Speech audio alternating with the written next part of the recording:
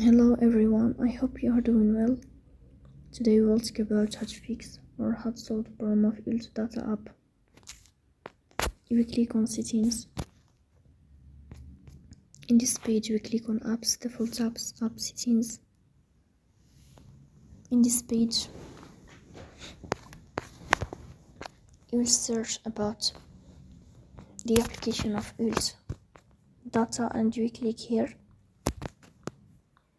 In this page of app info you will click on first stop and you will click OK. Here you will enter to storage. Then we click on clear cache. In the end you will turn off your phone and you will wait a moment to restart your phone again to fix that problem. So please don't forget to support us by like and subscribe.